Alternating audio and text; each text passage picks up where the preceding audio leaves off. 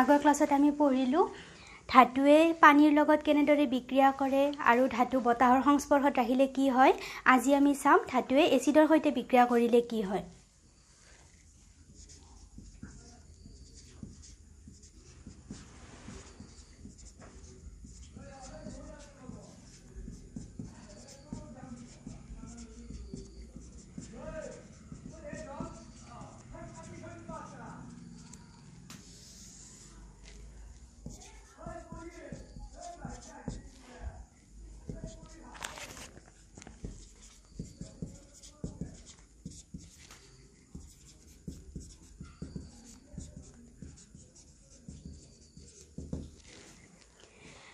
ধাতু plus acid ধাতুৱে এচিডৰ লগত বিক্ৰিয়া কৰিলে লৱণ আৰু পানী উৎপন্ন হয়। এইটো আমি এচিড ক্ষাৰক আৰু লৱণ চেপ্টাৰটোতো পাই আহিছোঁ যে ধাতুৱে যেতিয়া এচিড এটাৰ লগত বিক্ৰিয়া কৰে তেতিয়া লৱণ আৰু পানী উৎপন্ন হয়।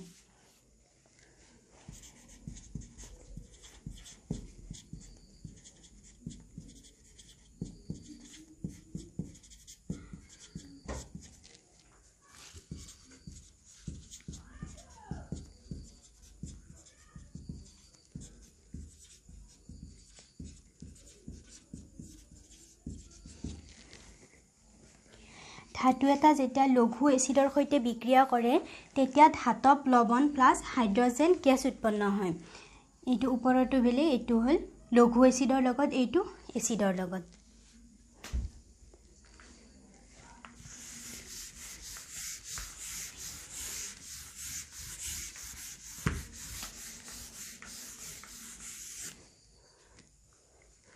এটা আছে এচিড নাইট্ৰিক এচিড।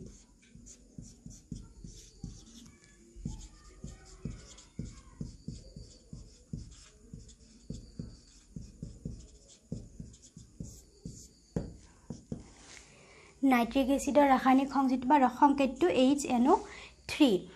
এই নাইট্ৰিক এচিডে যেতিয়া ধাতু এটাৰ সৈতে বিক্ৰিয়া কৰে তেতিয়া হাইড্ৰজেন গেছ উৎপন্ন নহয়।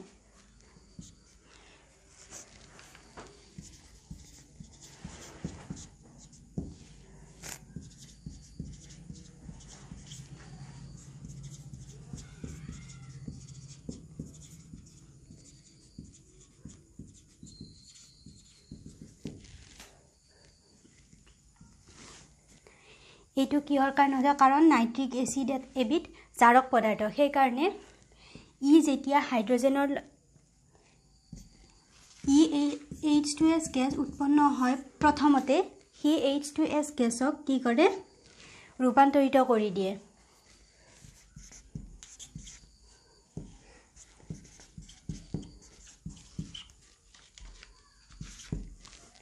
কিহলৈ ৰূপান্তৰিত কৰে? ৱাটাৰলৈ, H2O লৈ ৰূপান্তৰিত কৰে।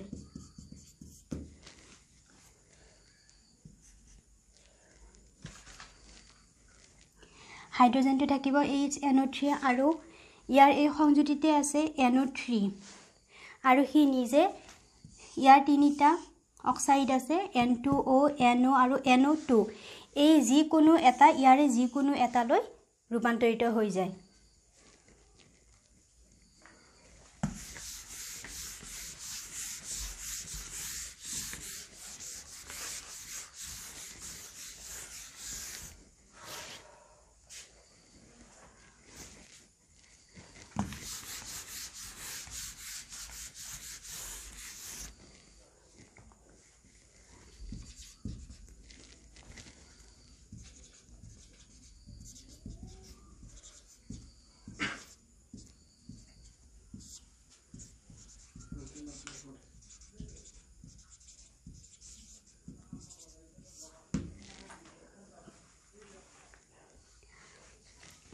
অম্লৰাজ, অম্লৰাজ কাক কয়?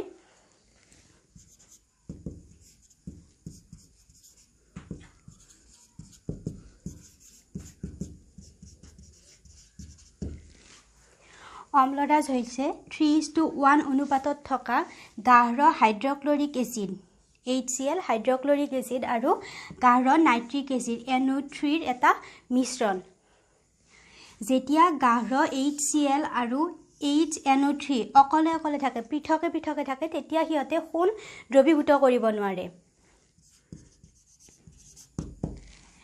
কিন্তু অম্লৰাজে সোণ দ্ৰৱীভূত কৰিব পাৰে আৰু প্লেটিনামো দ্ৰৱীভূত কৰিব পাৰে গতিকে অম্লৰাজ হৈছে সোণ আৰু প্লেটিনাম দ্ৰৱীভূত কৰিব পৰা এটা পদাৰ্থ আৰু সোণ আৰু প্লেটিনাম দ্ৰৱীভূত কৰিব পৰা পদাৰ্থ সীমিত সংখ্যক থাকে তাৰে ভিতৰত অম্লৰাজ এটা প্ৰধান উপাদান বা পদাৰ্থ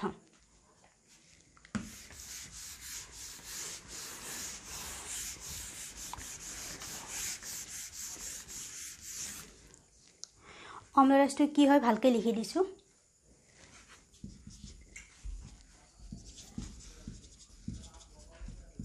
নাজল আশা এটা ধুনীয়া কিন্তু ৰে বডত এনে সচৰাচৰ লিখলি আশা ভাল হোৱা মানুহৰো আশা ৰেডি হৈ যায়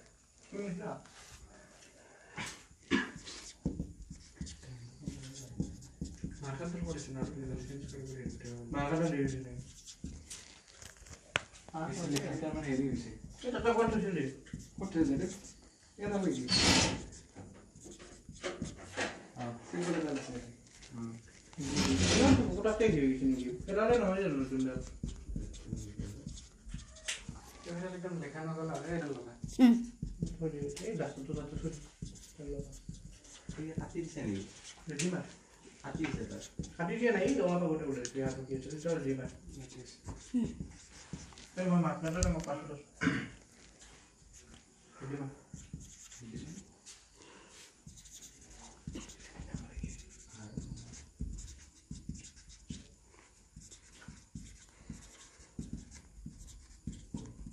Daddy.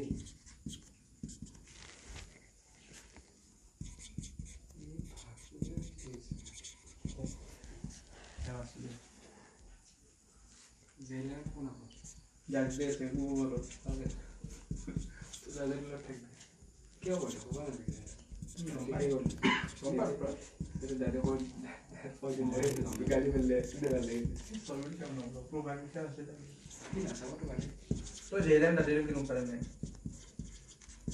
की है नहीं कम हो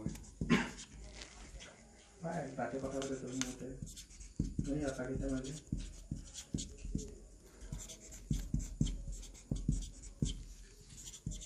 मैं क्या करते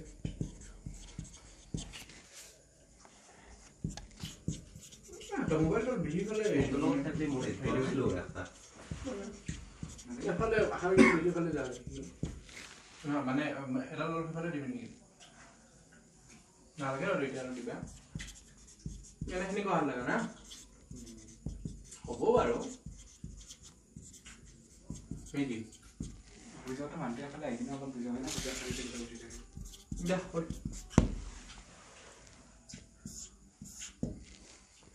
গতিকে অম্লৰাজ কি হয় আগতে কৈছো যে 3:1 অনুপাতত গাঢ় HCl আৰু গাঢ় HNO3 ৰ সদ্য প্ৰস্তুত মিশ্ৰণ তোমালোকে এইটো উল্টা কৰিব নোৱাৰা যে 3:1 দি গাঢ় HNO3 আগতে দিব নোৱাৰা এইটো কাৰণ 3 টো গাঢ় HCl ৰ কাৰণে আৰু 1 টো হৈছে নাইট্ৰিক এসিডৰ কাৰণে গতিকে এইটো যেনেকৈ আছে তেনেকৈ লিখিব লাগিব গতিকে অম্লৰাজ হৈছে 3:1 অনুপাতত গাঢ় HCl আৰু গাঢ় HNO3 ৰ সদ্য প্ৰস্তুত মিশ্ৰণ ই ক্ষয়কাৰক ধুমায়মান পদাৰ্থ গাঢ় HCl আৰু গাঢ় নাইট্ৰিক এসিডে অকলে সোণ দ্ৰৱীভূত কৰিব নোৱাৰে এইখিনি আগতে কৈ দিছো কিন্তু অম্লৰাজে সোণ দ্ৰৱীভূত কৰিব পাৰে অম্লৰাজ বুলি ক'লে যদি 2 নম্বৰ ইকুৱেশ্যন আহে তেতিয়াহলে এইখিনি লিখি দিব পাৰিবা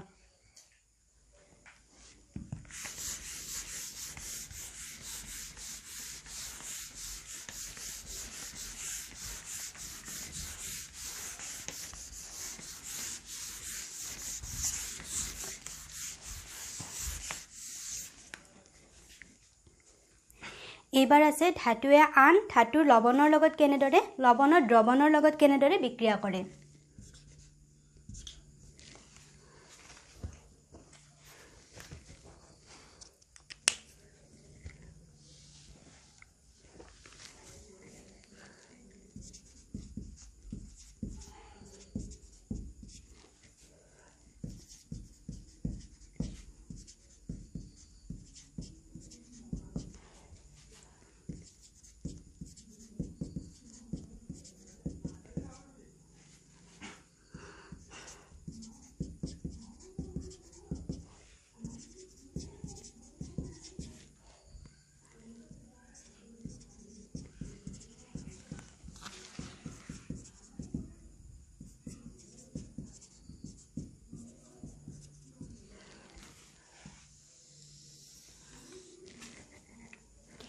যেতিয়া ধাতু এটাই আন ধাতৱ লৱণৰ দ্ৰৱণৰ লগত বিক্ৰিয়া কৰে তেতিয়া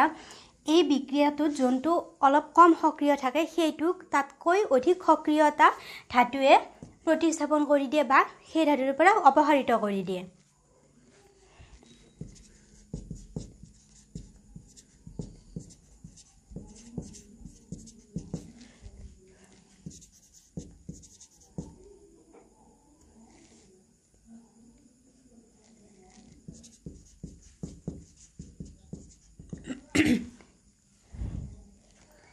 টিভি চাউন ইমান আহি আছে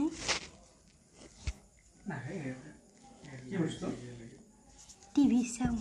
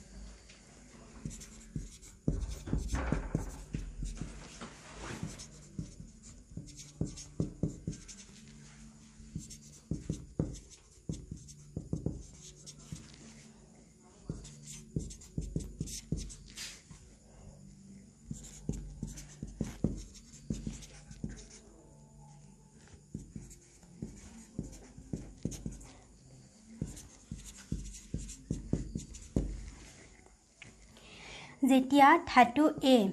এইটো এটা বেলেগ ধাতু আৰু ধাতু B লৱণৰ দ্ৰৱ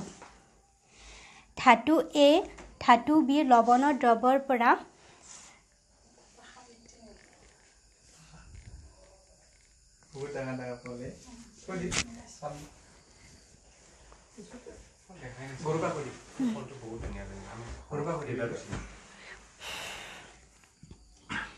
এই দুটা বেলেগ বেলেগ ধাতু ধাতু A যেতিয়া ধাতু B লৱণৰ দ্ৰৱৰ লগত বিক্ৰিয়া কৰে তেতিয়া A ধাতুৱে এই লৱণৰ দ্ৰৱৰ পৰা B ধাতুটোক অপসাৰিত কৰে মানে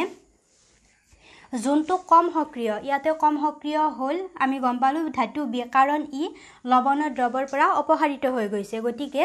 ধাতু A ধাতু B লৱণৰ দ্ৰৱৰ পৰা B ধাতুটোক অপসাৰিত কৰি দিছে আৰু উৎপন্ন হৈছে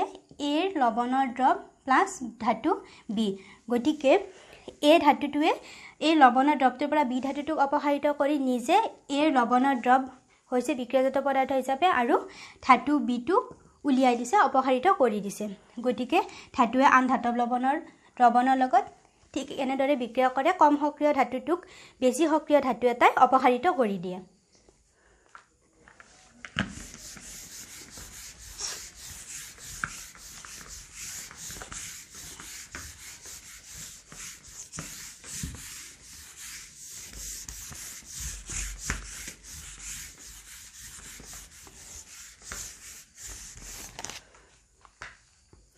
এইবাৰ আছে ধাতুৰ সক্ৰিয়তা ক্ৰম কোনটো ধাতু কিমান সক্ৰিয়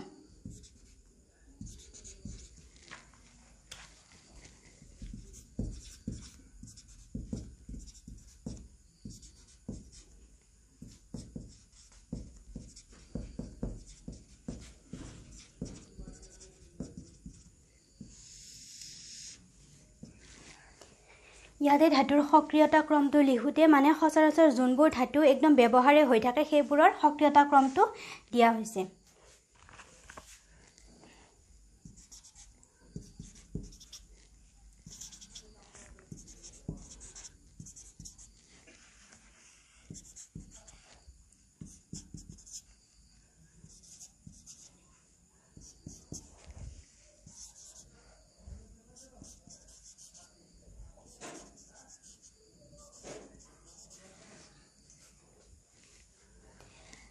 potassium, sodium, calcium, magnesium, aluminium,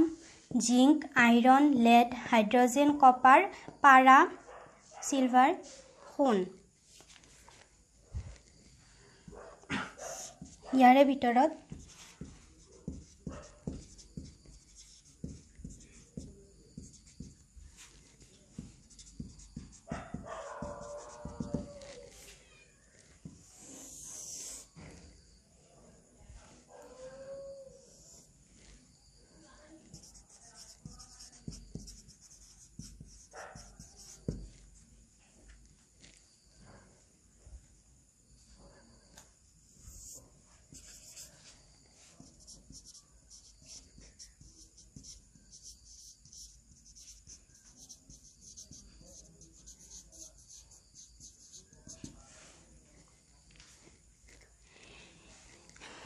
এইকেইটা হ'ল মৌল এইকেইটা সচৰাচৰ ব্যৱহাৰ কৰি থকা মৌল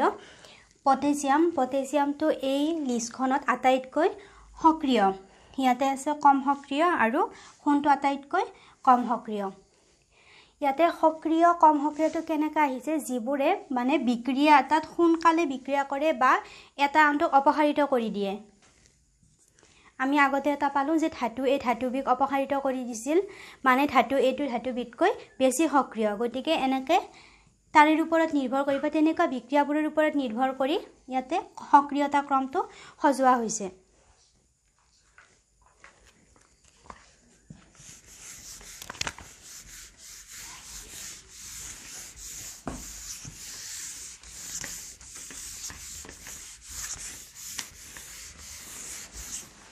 প্ৰশ্নাৱলীৰ কুৱেশ্যনখিনি আছে এইবাৰ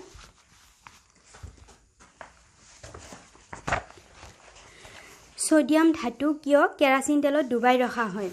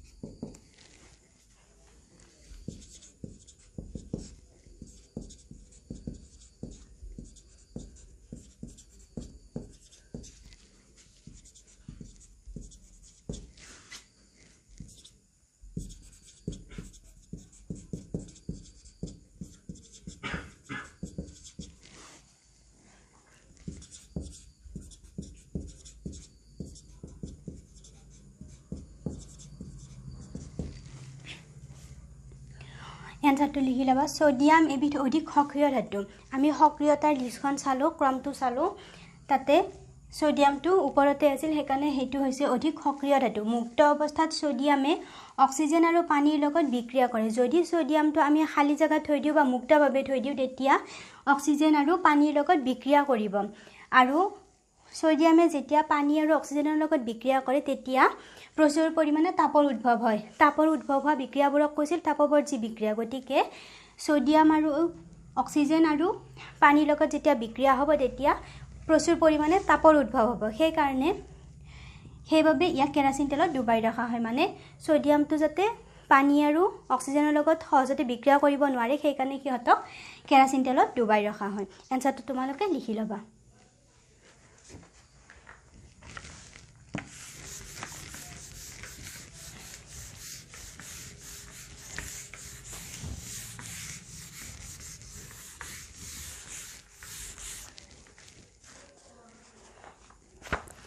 এবাৰ আছে তলৰ বিক্ৰিয়াবিলাকৰ ৰাসায়নিক সমীকৰণ লিখা উত্তপ্ত জলীয় বাষ্পৰ লগত আইৰণৰ বিক্ৰিয়া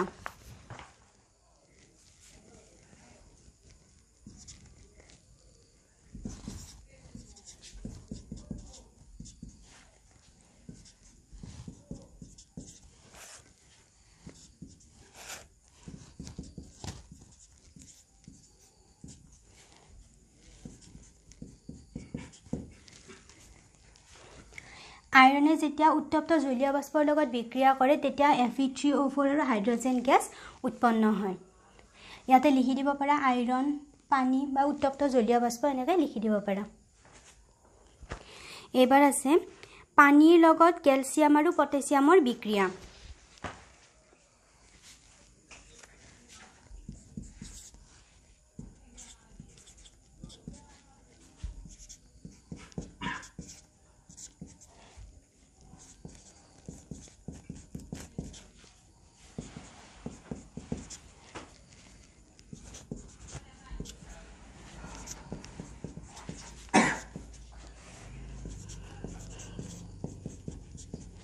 Tienes pan y tienes a pie, pues.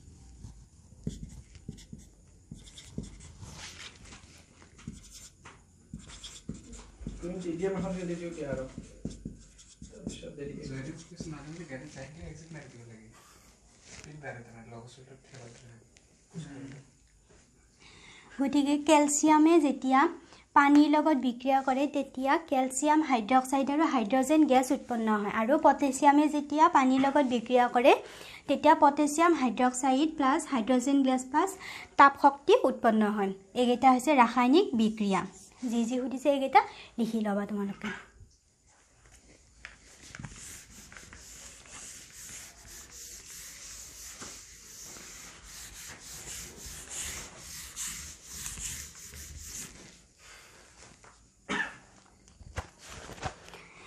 এবাৰ আছে এ বি সি ডি চাৰিটা ধাতু লৈ তলৰ দ্ৰৱণবিলাকত এটা এটাকৈ দিয়া হৈছিল ফলাফলবিলাক তলৰ তালিকাত লিপিবদ্ধ কৰা হৈছে তালিকাখন লিখো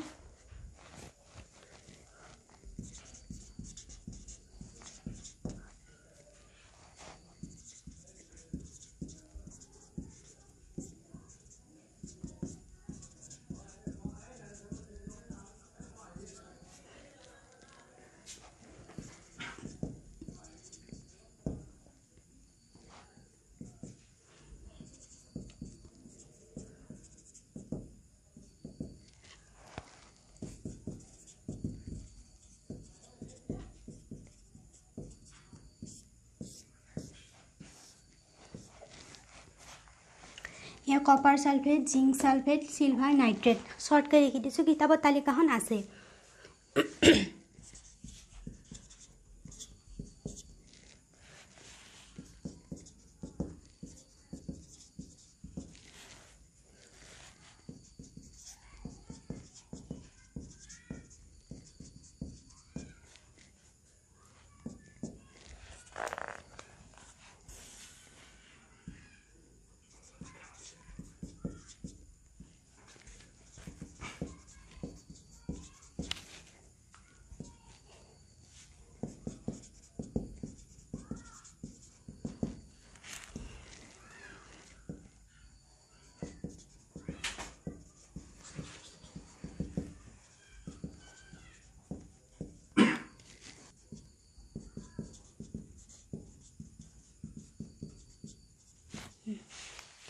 চাৰ্টখন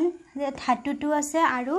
লৱণৰ দ্ৰৱ বা দ্ৰৱণবিলাকত এটা দ্ৰৱণত দিয়া হৈছে এই ধাতুটো যেতিয়া আইৰন সালফেটত দিয়া হৈছে তেতিয়া কোনো ধৰণৰ বিক্ৰিয়া হোৱা নাই বিক্ৰিয়া নহয় বি নহয় বুলি দিছো বিক্ৰিয়া নহয় কিতাপত আছে সেইকাৰণে শৰ্টকে লিখি দিছো এই ধাতুটো যেতিয়া কপাৰ সালফেটত দিয়া হৈছে তেতিয়া প্ৰতিস্থাপন হৈছে প্ৰতিস্থাপন বিক্ৰিয়া সংঘটিত হৈছে এইবাৰ আছে ধাতু বি বিটু যেতিয়া আইৰন সালফেটত দিছে তেতিয়া প্ৰতিস্থাপন হৈছে মানে এটা ধাতু আন এটা ধাতুৱে অপসাৰিত কৰি দিছে বা সেই জায়গাটোত নিজে বহি গৈছে প্ৰতিস্থাপন হৈছে বি ধাতুটো কপাৰ সালফেটত বা জিংক সালফেটত দিছে বিক্ৰিয়া নহয় গতিকে এইখিনি তালিকাটোত থাকা কোৱেশ্চন আছে ওপৰৰ তালিকা ব্যৱহাৰ কৰি এ বি সি ডি ধাতু সম্বন্ধে তলৰ প্ৰশ্নবিলাকৰ উত্তৰ দিয়া আটাইতকৈ সক্ৰিয় ধাতু কোনটো এই এ বি সি ডিৰ ভিতৰত কোনটো আটাইতকৈ সক্ৰিয় কোনে প্ৰথম বিক্ৰিয়াটো আৰম্ভ কৰিছে মানে প্ৰতিস্থাপন ক'ত সংঘটিত হৈছে বি ধাতুৱে প্ৰথমতে প্ৰতিস্থাপন বিক্ৰিয়া কৰিছে মানে বি ধাতু বেছি সক্ৰিয় কাৰণ সি বেলেগ এটা ধাতুক অপসাৰিত কৰি দিছে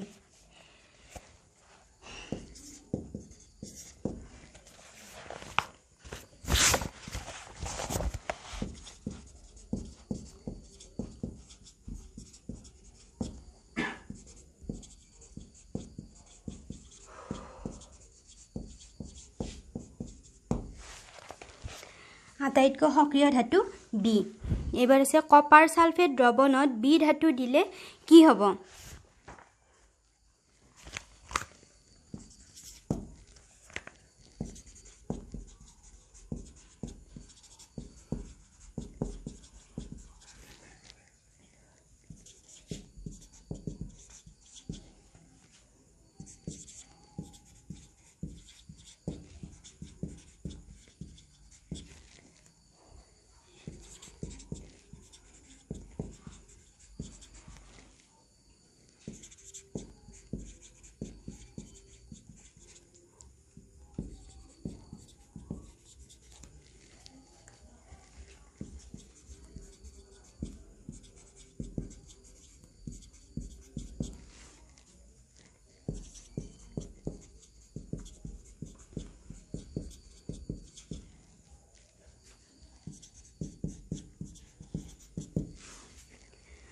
কপাৰ সালফেট দ্ৰৱণত বি ধাতু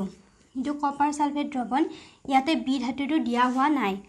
গতিকে যেতিয়া বি ধাতুটো দিয়া হয় তেতিয়া কপাৰ সালফেট দ্ৰৱৰ পৰা কপাৰক অপসাৰিত কৰিব লৱণৰ পৰা কপাৰক অপসাৰিত কৰিব আমি গম পাইছো যে বি ধাতুটো অধিক সক্ৰিয় আটাইতকৈ সক্ৰিয় সেই কাৰণে হি কপাৰ সালফেটৰ পৰা কপাৰক অপসাৰিত কৰিব পাৰিব এইবাৰ আছে ABCD ধাতুক সক্ৰিয়তা নিম্ন ক্ৰমত সজোৱা আমি চাইলম কোনে প্ৰতিস্থাপন বিক্ৰিয়া বা কোনে আটাইতকৈ ক্ষিপ্ৰভাৱে বা সোনকালে বিক্ৰিয়া সংঘটিত কৰিছে সেই তাৰ ভিত্তিত আমি সক্ৰিয়তাৰ নিম্ন ক্ৰমটো গম পাম বা কোনটো আটাইতকৈ বেছি সক্ৰিয় কোনটো কম সক্ৰিয় হেতু গম পাম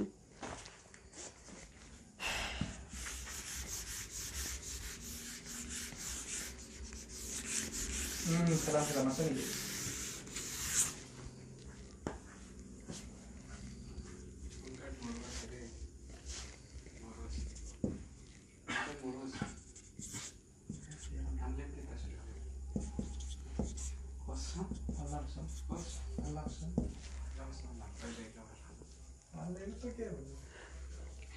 ইয়াতে বি ধাতুৱে প্ৰতিস্থাপনটো আগে সংঘটিত কৰিছে বি ধাতুটো বেছি সক্ৰিয় তাৰ পিছত কৰিছে এ ধাতুৱে কপাৰ সালফেটত দিয়াৰ লগে লগে প্ৰতিস্থাপন কৰিছে হেতু হৈছে বিতকে কম কিন্তু সি আৰু ডিতকে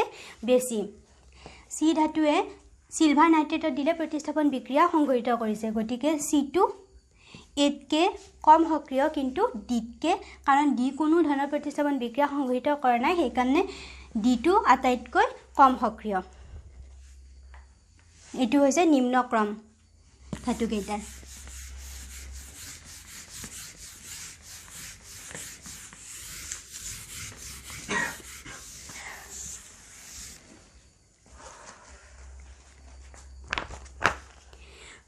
এবাৰ আছে লঘু হাইড্ৰক্লৰিক এসিডত এটা সক্ৰিয় ধাতু দিলে কি গ্যাস উৎপন্ন হয় আইৰনে লঘু সালফিক এসিডৰ লগত কৰা বিক্ৰিয়াটোৰ সমীকৰণ লিখা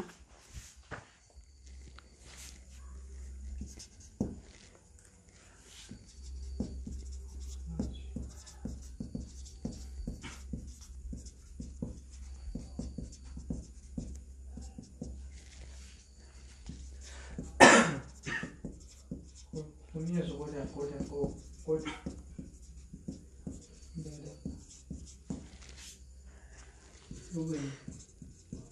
এই মুখে লাগে বোলে কি এটা খালি আছে নেকি এটা গংগল খেলি গ'লে মোৰ এনে পাছ আছে পিছত খেলিম দে 9টা মান আহিবা খেলি মানে 9টা মান আহিবা না পুৰা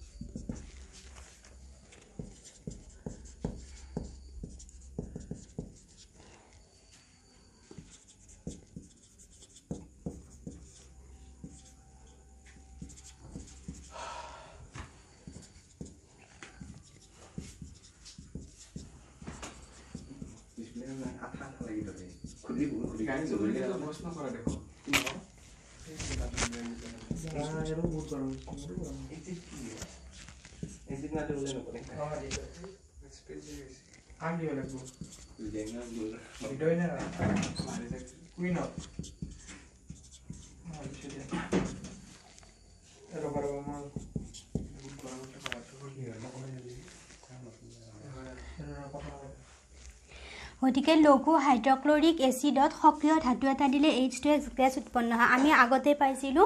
লঘু এসিড প্লাস ধাতু হাইড্ৰোজেন গ্যাস উৎপন্ন হয় গতিকে লঘু হাইড্ৰক্লৰিক এসিডতো এটা যদি আমি সক্ৰিয় ধাতু দিও তেতিয়া হাইড্ৰোজেন গ্যাস H2 গ্যাস উৎপন্ন হ'ব আইৰনে লঘু সালফিউৰিক এসিড H2SO4 ৰ লগত কৰা বিক্ৰিয়া iron Fe + H2SO4 FeSO4 + পেৰাসালফেট + hydrogen gas উৎপন্ন হৈছে এইটো এটা সক্ৰিয় ধাতু লগতে এটো সালফিউৰিক এসিড H2SO4 তাৰ লগত বিক্ৰিয়া কৰি হৈছে আইৰন সালফেট আৰু হাইড্ৰোজেন গ্যাস উৎপন্ন হৈছে এটো আনসারটো লিখি লবা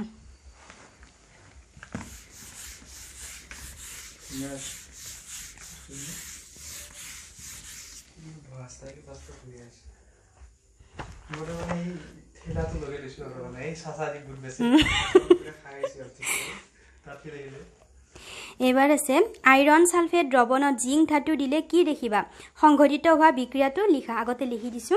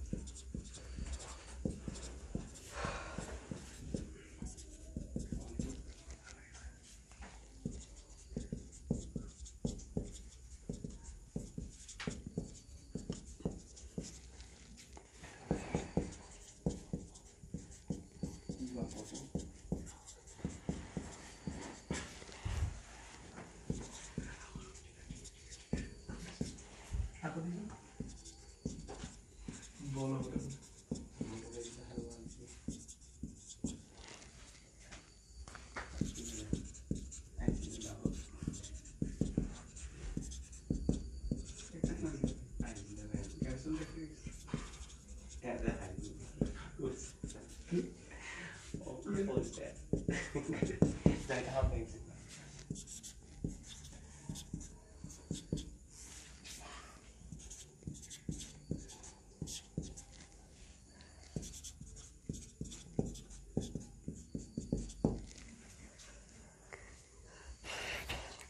আইৰণ সালফেট দ্ৰৱণত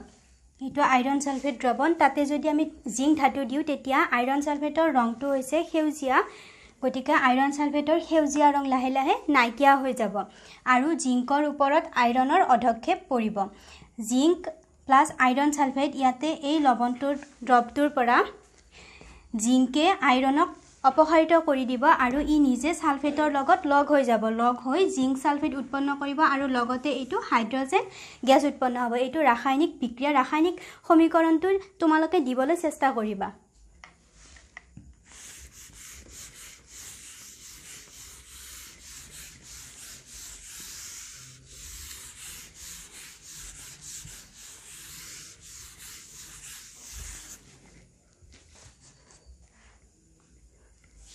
এবাৰ আছে ধাতুৱে অধাতুৰ লগত কেনেদৰে বিক্ৰিয়া কৰে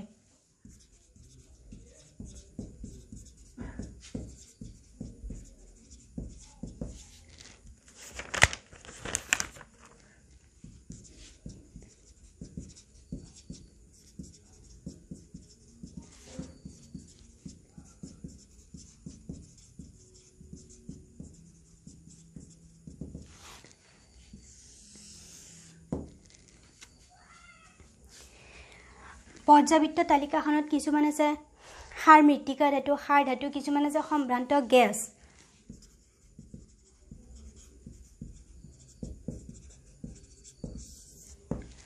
সম্ভ্ৰান্ত গ্যাস যাৰ যোজক কক্ষত মানে যিকেইটা ইলেক্ট্ৰন লাগে যোজক কক্ষত কিছুমানৰ 8টা বা কিছুমানৰ 2টা একেটা মানে সিহঁতক অষ্টকটো পূৰণ কৰিবৰ কাৰণে 8 লাগে গতিকে সম্ভ্ৰান্ত গ্যাস কেইটাৰ যোজক কক্ষত 8টা থাকে গতিকে সিহঁতক কোনো ধৰণৰ আৰু ইলেক্ট্ৰন নালাগে গতিকে সিহঁতে সহজতে বা সিহঁতে ৰাসায়নিক বিক্ৰিয়াত অংশগ্ৰহণ নকৰে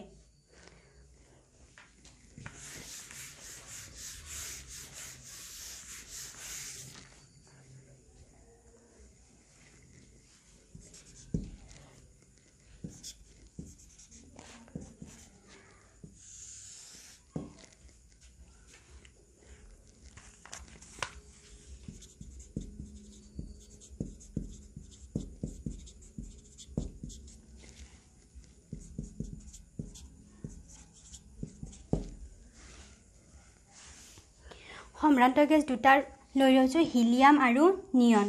এইটা যে হিলিয়াম নিয়ন ক্ৰিপ্টন এইখিনি তোমালোকে মুখস্থ কৰি ল'বা সম্ভ্ৰান্ত গ্যাস হিলিয়াম পৰমাণু ক্ৰমাংক হৈছে 2 ইহতৰ যেতিয়া আমি ইলেক্ট্ৰনীয় বিন্যাসটো চাম একেটা হৈছে কক্ষ KLMN 2 আছে হিলিয়ামৰ পৰমাণু ক্ৰমাংক কেত বহিব 2 ইয়াত এই নিয়নৰ আছে পৰমাণু ক্ৰমাংক 10 যেতিয়া আমি ইলেক্ট্ৰনীয় বিন্যাসটো চাম তেতিয়া কেত আহিব 2 কেত সচৰাচৰ 2 বহে মানে ম্যাক্সিমামটো 2 তাৰ পিছত আহিব এলত এই যিমান কেইটা ৰোল এলৰ ম্যাক্সিমাম মানে যোজ্যতা মানে হি কিমান ক্যাপাসিটি তাৰ 8 ইলেক্ট্ৰন এটা লৈ থৱাৰ তাৰ পিছত গতিকে ইয়াতে যেহেতু 8 + 2 10 হল গতিকে ই এটা সম্ভ্ৰান্ত গ্যাস কাৰণ ইয়াৰ যোজক কক্ষত 8টা ইলেক্ট্ৰন আছে আৰু এফালে যাব দৰকাৰ না কাৰণ ইয়াৰ যিকেইটা ইলেক্ট্ৰন বা প্ৰটন আছিল সেইকেইটা ইয়াতে বহি গৈছে এবাৰ আছে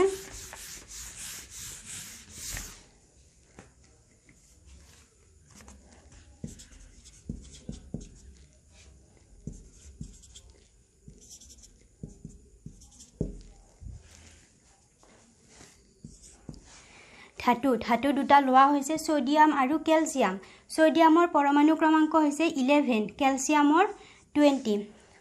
প্ৰথমতে সোডিয়ামৰটো চাই লও 11 ইয়াৰে আমি পাৰমাণবিক বা পৰমাণু বিন্যাসটো চাম ইলেক্ট্ৰনীয় বিন্যাসটো চাম 2 8 2 plus 8 10 হল আৰু এটা ৰোল গটিকে এইটো এমত যাব 2 8 1 11 হৈ গল ক্যালসিয়ামৰ 20 এইটো চাম আমি ইলেক্ট্ৰনীয় বিন্যাসটো 2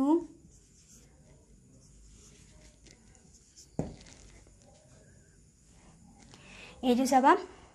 2 2 plus 8 10 20 18 to 20 গটিকে ইয়াৰে ইলেক্ট্ৰনীয় বিন্যাসটো এইটো তোমালোকে ইলেক্ট্ৰনীয় বিন্যাসখিনি উলোৱাটো ভালদৰে বুজি লবা বাৰে বাৰে প্ৰেক্টিস কৰি থাকিবা তেতিয়া গম পাবা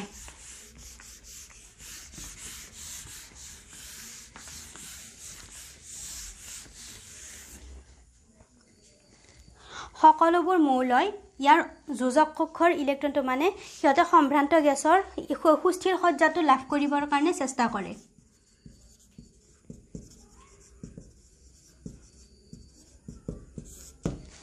আমি ধৰি লৈছো সোডিয়াম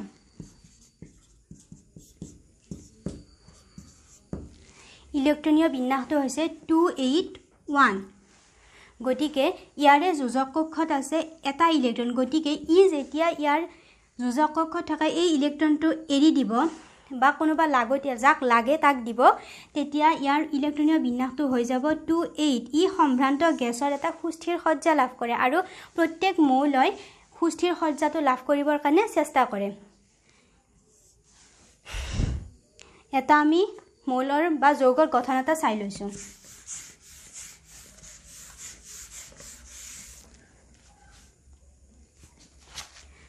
ঠিক তেনেদৰে সোডিয়ামে যেনেকৈ এটা ইলেক্ট্ৰন এৰি দি হি সুস্থিৰ সজ্জা লাভ কৰে সোডিয়াম প্লাস হৈ যায় ঠিক তেনেদৰে আমি ক্লোৰিনটো চাই লওঁ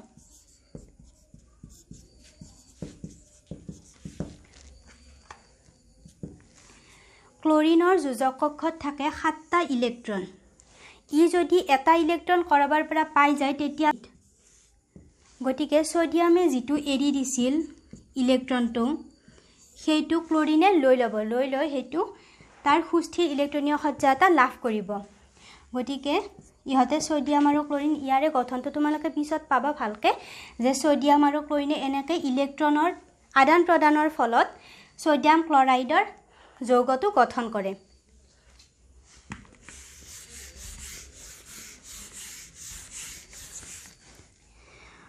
আৰু ইলেক্ট্ৰন আদান প্ৰদানৰ ফলত যিবোৰ যৌগ গঠন হয় সেইবোৰক কোৱা হয় ইলেক্ট্ৰযোজী যৌগ এটা আমি যৌগৰ গঠন এটা চাই লৈছো মেগনেছিয়াম ক্লোৰাইড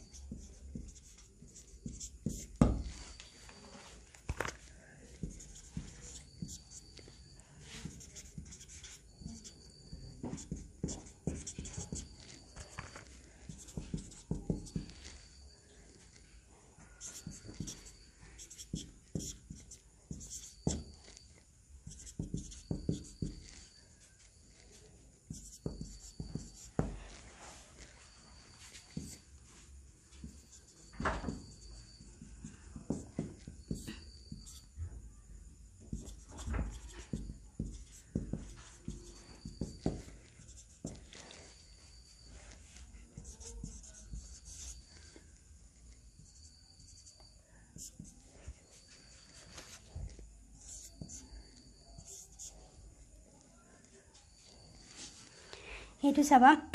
मैग्नेशियाমৰ দুটা যোজক কক্ষত দুটা ইলেক্ট্ৰন থাকে সেই কাৰণে ইয়াতে আমি লিখুতে দুটা দিছো ইলেক্ট্ৰন ক্লোৰিনটো আছে ক্লোৰিনৰ যোজক কক্ষত আছে 7টা ইলেক্ট্ৰন আমি যেতিয়া বহাম তেতিয়া চাম এটা 2 3 4 5 6 7 এইটো ইয়াতে দুটা নাই এইটো অজুৰ হৈ আছে গটিকে मैग्नेशियाমৰ এটা যায় ইয়াতে मैग्नेशियामे ইয়াৰ এটা ইলেক্ট্ৰন ক্লোৰিনক দিব এইটোৰো সজ্জাটো হেনেকুৱা मैग्नेशियाমৰ আৰু এটা আছে নহয় হেতু এইটো ক্লোৰিনক দি দিব দি मैग्नेशियाম আৰু ক্লোৰিনে লগ লাগি ইলেক্ট্ৰন আদান প্ৰদানৰ ফলত গঠন কৰিব मैग्नेशियाम ক্লোৰাইড